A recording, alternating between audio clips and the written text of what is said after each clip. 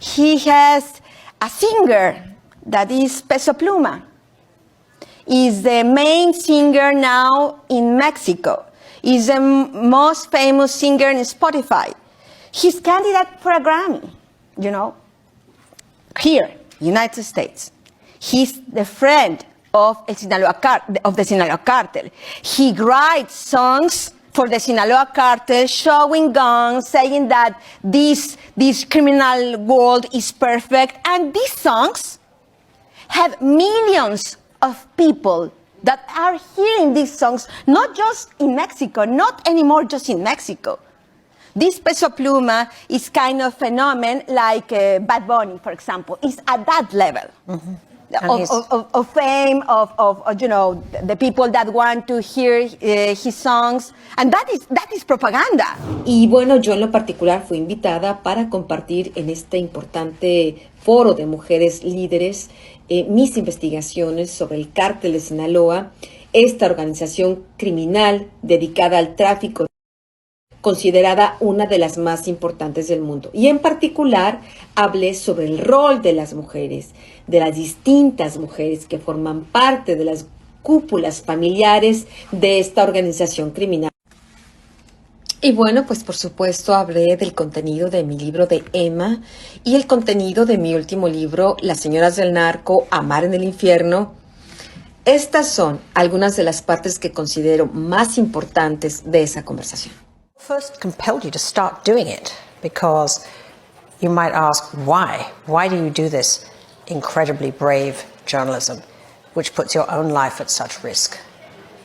Well, first of all, thank you for inviting me here and share. Not it's just my story, it's the story of many journalists in Mexico that are risking their lives doing their job, working for the society. So I start to be a journalist because I really feel this passion for me is my way to try to contribute to the truth in this world, because I think it's always necessary. But I became another kind of journalist when my father was in 2000. I was already a journalist, but that crime, that is still impune, that pain, we went to the police to ask for justice, and they asked us for money to buy the justice. So we didn't do it. So I don't know who killed my father, who is my main figure in my life. So after that moment, I really understand that corruption, that this organized crime that works in Mexico is dangerous for everyone. Right. It's a personal journey for you, essentially. It is. Yeah. Well, you face constant death threats in Mexico. When did you decide it was no longer safe for you to live there? What made you decide finally, I can't live in Mexico anymore? It's too dangerous. Well, it's a long story behind that decision.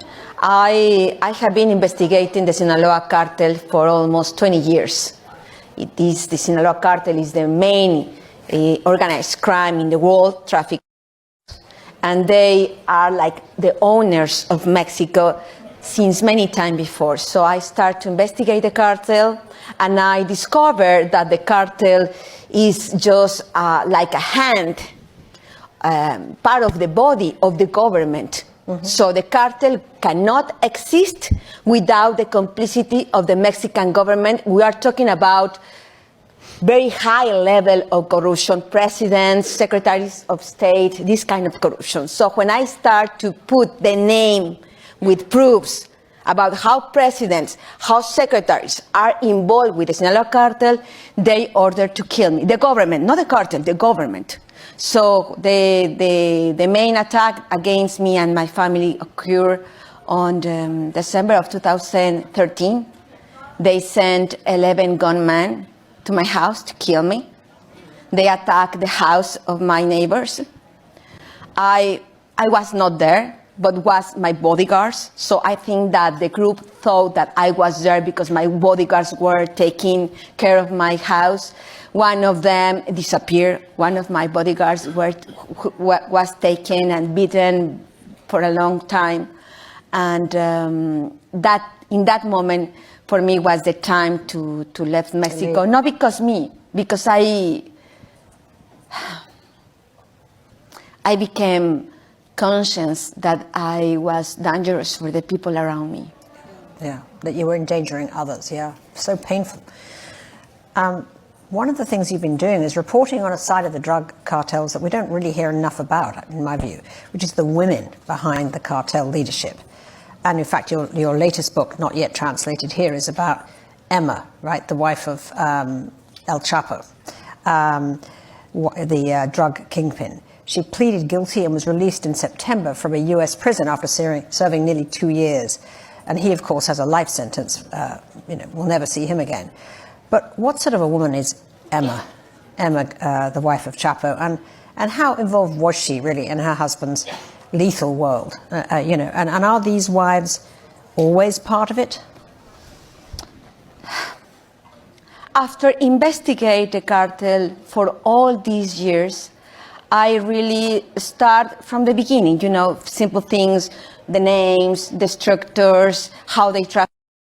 Then more complicated things, the corruption, the ties with the businessman. And now I am getting inside the cartel, because I think the only way to really understand how this cartel are structured inside, we have to get inside the families. So I changed absolutely the point of view as a journalist to investigate the cartel. No one in Mexico, and I think in the world, have done this yet. I think I'm the first one, and I think being a woman helped me to have this, kind of different point of views, move the game and try to get inside. So I get inside. And the way to get inside is through the mothers, lovers, wives, daughters, inside the families, in the top of the families, because the Sinaloa cartel is ruled by families. All of them have family relationships. Mm-hmm. So to understand who are these men, what they have in their mind, why they have in their hearts, if they have hearts, which is their psychological way to think, why they don't stop. I mean, we're talking about drug lords, like, for example, Arturo Beltrán Leiva, that was the cousin of El Chapo. He was able to do every month $400 million. And you, of course, can ask as to myself, why a man that is able to get $400 million per month doesn't stop? Why he didn't stop? Why did he, okay, this is enough, I have enough. Why not? I need to explore his mind. And the only way to do it, he will not confess. He will not explain. Through his woman, I was able to really get inside and now understand why they do it and how the women have a very crucial role in this. Well, so tell us about Emma. What did you learn That's about the point. What did you learn about her? So Emma started to be like a toy for El Chapo. She never really had the capacity, and because she is a woman, she will never be able to rule the cartel. But she was a toy. She was the body that El Chapo can use to reproduce himself, to create more children that could be the successor of him. That he has 18 child. 18. Why? Because if someone is murdered, he has the next one. It's incredible how this woman has this role. So Emma has two daughters. The first wife of El Chapo has 4. The second one has 4. 4 of these child now are Los Chapitos, the biggest criminal group that is trafficking fentanyl in all the world.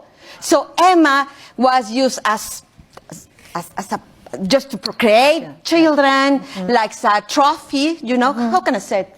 Trophy. Like a trophy. How did you penetrate? How did you get into those families? Well, because I have been almost 20 years, I start to make contacts. First with lawyers of them. So these lawyers give me access to be able to do some interviews.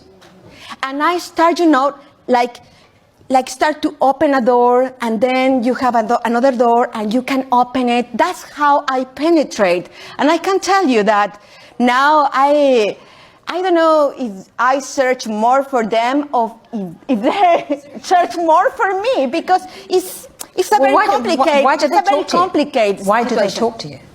Why do they talk to you? I think that some of these people need to talk with someone that can understand that world. And when I talk with these people, sometimes, for example, drug lords, I try, you know, as my role as a journalist is not to justify their crimes. I want to know about them. I want to know the structures of corruption. So with me, they can talk openly. And because I am a woman, they are not afraid of me.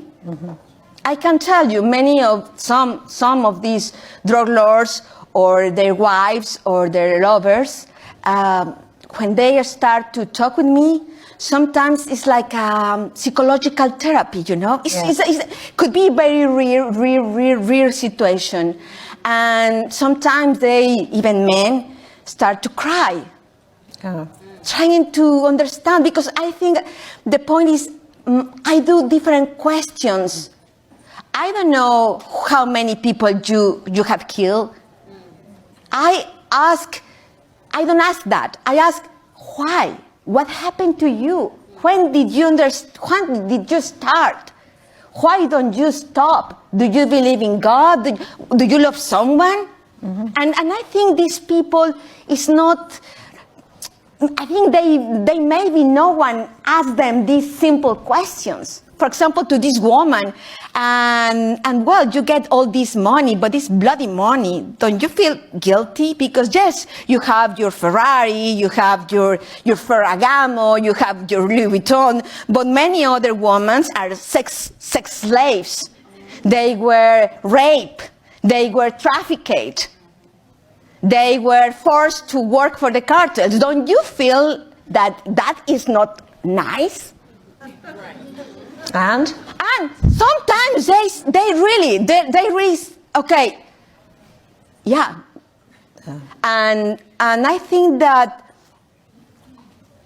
ask these questions maybe will not change the criminal life of these people.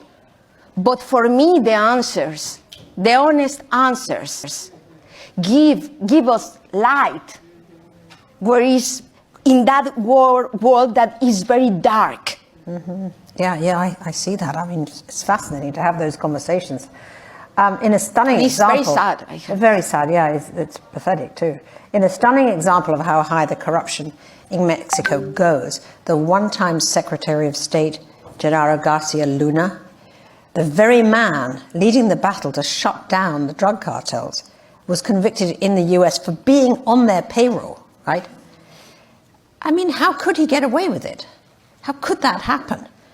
That the Secretary of State was on the pay of the cartels? That was the official that wanted to. Right. Because I discovered that he was in the payroll of the Sinaloa cartel when he was in charge, when he was in the top of his power in Mexico. I was able also to prove that he has a lot of properties, money, cars, things that he cannot justify with his salary or with his public declarations. So that's why he wanted to. And even I prove all that. I mean, I'm talking about 2008, 2008, 2009, 2010, no, nothing happened to him because he's not the problem.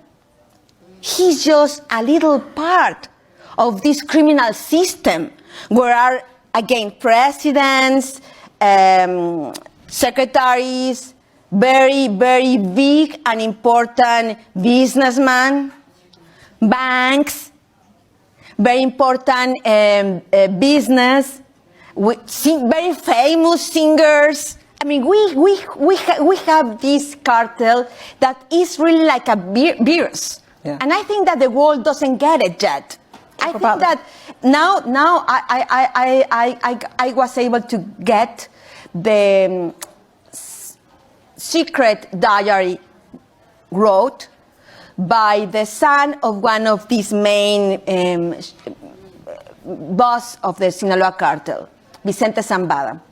And what I discovered through this diary is that the Sinaloa cartel has presence in the 70% of the planet of the Sinaloa cartel, Vicente Zambada. And what I discovered through this diary is that the Sinaloa cartel has presence in the 70% of the planet. Wow. So we are talking about that. The penetration is complete. I think the society doesn't get yet that this criminal system is one of the most dangerous thing for our democracies, for our lives. See what is happening here with the fentanyl. Right, which, I mean, fentanyl, obviously is one of the major things that is the issue here. I just wanted to ask you about that because there was a piece in the Wall Street Journal which said that they are going to give up manufacturing fentanyl. Is that true? True, the piece in the Wall Street Journal, let me just find that, which said that the cartel is telling its members to stop making and trafficking the drug, to take the heat off them from U.S. law enforcement. Do you think that is true? I think that the many media doesn't get that the Sinaloa cartel has a huge, how can I say it, operations of propaganda. They have a lot of propaganda. Even I just told you some minutes before entry here. He has a singer that is Peso Pluma. Is the main singer now in Mexico. Is the most famous singer in Spotify. He's candidate for a Grammy, here, United States. He's the friend of the Sinaloa cartel. He writes songs for the Sinaloa cartel, showing guns, saying that this criminal world is perfect. And these songs have millions of people that are hearing these songs, not just in Mexico, not anymore just in Mexico. This Peso Pluma is kind of phenomenon like Bad Bunny, for example. It's at that level of fame, of the people that want to hear his songs. And that is propaganda. It's and propaganda. That's how you normalize what cannot be normal. Well, just to end, Anabel, because we could talk to you for a long time, is there any ray of hope in this? The description you have of the cartel's penetration, the absolute saturation of their corruption and their influence and their evil, essentially. Anything happening that could change that? I mean, we've got an election soon with Claudia Sheinbaum, nominee of Morena. I mean, will she be able to do anything to rein in the cartels? Anything? Okay. So, okay, but this has to be short, this answer. Okay. So, the cartel is like Coca-Cola, okay? The cartel works for the market. It's a huge market, isn't it? Coca-Cola is not just Coca-Cola. Coca-Cola cannot exist if people don't drink Coca-Cola. You don't want to get fat? Okay, Coca-Cola Light. You want to more sweetness? Okay, Coca-Cola this way. You want strawberry Coca-Cola. Are Coca-Cola a sponsor of this conference? No. That is the logic of the cartel. What do you need? How the market is moving. So if you ask me about hope, the only thing in this equation that can change is the market. Because it exists many people that are consuming illegal drugs and they say, okay, it's just my gram of cocaine. No one cares. It's my body. I can die if I want tomorrow.